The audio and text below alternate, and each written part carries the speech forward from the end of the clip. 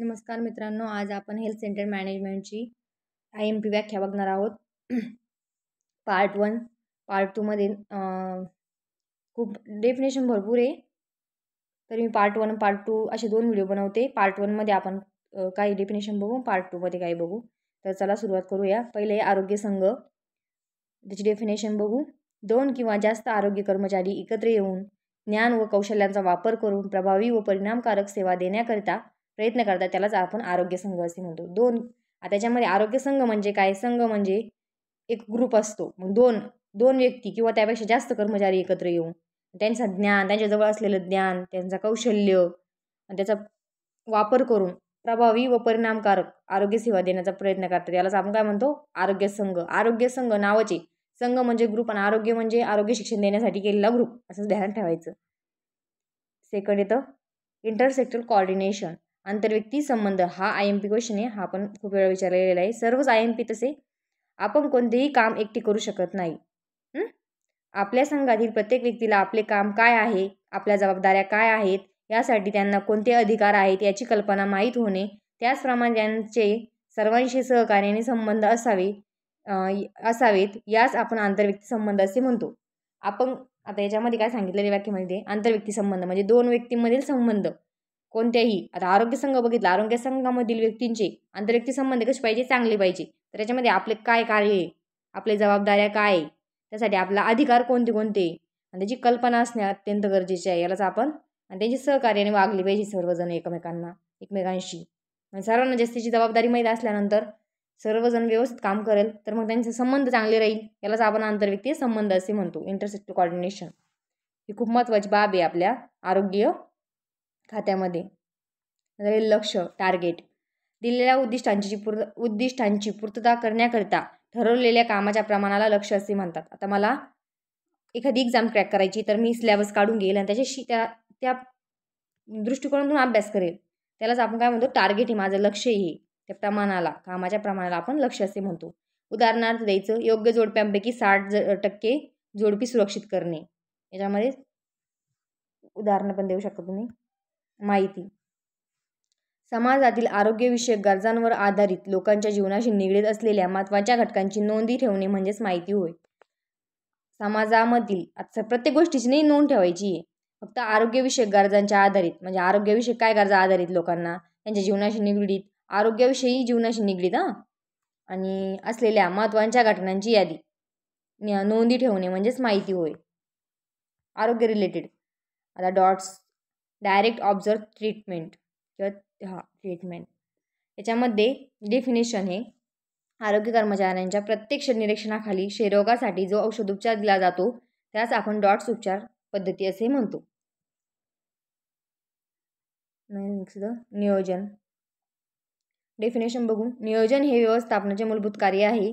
व्यवस्थापनाची प्रत्येक कार्य नियोजनावर आधारित असतात. याकरिता करावयाची कामे आधीच ठरवली जातात, यालाच आपण नियोजन असे म्हणतो. शीत साखळी ही टिप विचारली जाते, डेफिनेशन एखाद्या वेळेस विचारू शकतात. तर शीत साखळी टिप तुम्ही पाठ नाही गेली तर डेफिनेशनवरती भरपूर लिहू शकता तुम्ही मनाने. लसीकरणाची कार्यक्षमता टिकवण्यासाठी उत्पादकापासून तर लाभार्थ्याला पोचेपर्यंतचा रोग प्रतिबंधन लसी +2 सेंटीग्रेड ते +8 सेंटीग्रेड या ठराविक तापमानात सातत्याने राखण्यासाठी व्यक्ती, वाहने, साधने यांची जी यंत्रणा वापरली जाते, त्यास आपण शीतसाखळी असे म्हणतो.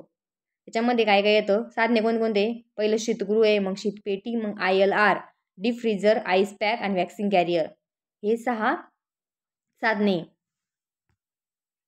संदर्भ सेवा,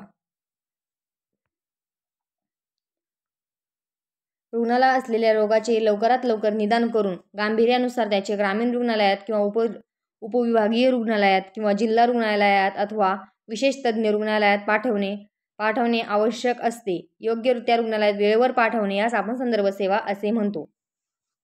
योग्य वेळेत पाठवणे आणि त्याचा जीव वाचणे आपलं मुख्य हे उद्देश असतो. संदर्भ सेवा ही केव्हा द्यायची? आपल्याला रोगाचे लवकर निदान करून गांभीर्य जेव्हा आपल्याकडे अवेलेबल नाही आहे. आरोग्य सेवा जी एखादी गांभीर्य असल्यानंतर आपल्याला आरोग्य सेवा अवेलेबल नाही, तेव्हा आपण त्यांना संदर्भ सेवा देतो आणि ती योग्य वेळेत दिली गेली म्हणजे आणि योग्य हॉस्पिटलमध्ये पाठवण्यात आलं पाहिजे. समुपदेशन लाभार्थ्यांचे स्वागत करून त्यांच्या आरोग्यविषयक गरजा शोध ओळखून या आरोग्य सेवांचे पुरेपूर लाभ मिळवून देण्यासाठी लाभार्थ्यांचा पुरेपूर विश्वास करून केलेलं मार्गदर्शन म्हणजे समुपदेशन होय. त्यानंतर आरोग्य शिक्षण शैक्षणिक प्रक्रियेचा साधन म्हणून उपयोग करून उपलब्ध असलेल्या आरोग्यविषयक माहितीच्या आधारे लाभार्थ्यांचे ज्ञान म्हणजे लाभार्थ्याला त्याच्या ज्ञानामध्ये भर पाडणे किंवा विचारसरणी व वागणुकीत अनुकूल असे परिवर्तन घडवून आणणे आणि या प्रक्रियेला आपण आरोग्य शिक्षण असे म्हणतो. आरोग्य शिक्षण म्हणजेच काय आहे, आपण त्यांना शिक्षण प्रक्रियेचा साधन म्हणून शैक्षणिक प्रक्रिया जे आपण आपल्याकडे ज्ञान आहे त्याचा वापर करून आरोग्यविषयक माहितीच्या आधारे त्यांना काय करायचं, त्यांच्या ज्ञानात विचारसरणीत वागणुकीत अनुकूल असं परिवर्तन घडवून आणचे त्यालाच आपण आरोग्य शिक्षण असे म्हणतो. व्यवस्थापन कोणत्याही कार्यालयाचे अथवा खात्याचे अपेक्षित कार्य यशस्वीरित्या पार पाडले की नाही याविषयी ज्ञान होण्यासाठी त्या खात्यातील सर्व स्तरातील शाखांची एकमेकांत संपर्क साधून केलेल्या कामाची माहिती कोणी केली, कोठे केली, कशी केली व कोणत्या कारखान्यात पुरवायची याचे नियोजन, अंमलबजावणी, नियंत्रण व मूल्यमापन कसे करायचे याचे पद्धतशीर केलेले नियोजन यालाच आपण व्यवस्थापन असे म्हणतो. व्यवस्थापन म्हणजेच काय, आता कार्यालय कोणतेही कार्यालय असू द्या, एखादं कार्यालय घ्यायचं, त्याच्या खात्याचे अपेक्षित कार्य यशस्वीरित्याने पार पाडते का नाही हे पाहण्यासाठी आपण काय करणार आहे, पहिले त्या स्तरावरील सर्व स्तरावरील शाखा पाहिजे. तशाच आता मी एकदा हॉस्पिटल बघते, एखादं PSC बघते, PSCचं कार्य व्यवस्थित होतं की नाही ते बघण्यासाठी मी काय करणार आहे, त्या स्तरावरील वेगवेगळ्या PSC बघणार आहे. वेगवेगळ्या PSC बघितल्यांशी संपर्क साधणार आहे. तुमच्याकडे अशी कसं झालेलं आहे, ही माहिती कशी लिहिलेली, कोणी लिहिलेली आहे, कोणत्या रकान्यात लिहिलेली आहे त्यांचं मी बघणार आहे. मग त्याचे नियोजन बघणारे, अंमलबजावणी, नियंत्रण, मूल्यमापन कसे करायचे, त्यांनी कसे केले याचे पद्धतशीर केलेले नियोजन यालाच आपण काय म्हणतो, व्यवस्थापन. समजून घ्या, पाठ केल्यानंतर लक्षात राहणार नाही आहे, समजून घ्यायची ही आपल्याला डेफिनेशन. त्यानंतर तर संवाद, संप्रेषण, संदेशवहन. तर हे तिन्ही शब्द एकच आहे, संवादाचे याला कम्युनिकेशन म्हणतो इंग्लिशमध्ये. तर कन्फ्यूज व्हायचं नाही आहे, आम्ही खूप कन्फ्यूज होतो आमच्या वेळेस संवाद आणि संप्रेषण, मला तर कळतच नव्हतं. तरी मग याच्यामध्ये बघायचं पहिले डेफिनेशन, ज्या प्रक्रियेत 2 अथवा जास्त व्यक्ती आपली भूमिका, कल्पना, विचार, भावना, माहिती यांचे आदान प्रदान करतात त्यालाच आपण संवाद किंवा संप्रेषण किंवा संदेशवहन असे म्हणतो. तर याच्यामध्ये टाईप्स लिहायचे, एवढं डेफिनेशनला तुम्हाला 2 मार्क देणं पॉसिबल नाही, तर मग त्याच्यामध्ये टाईप्स पण लिहायचे.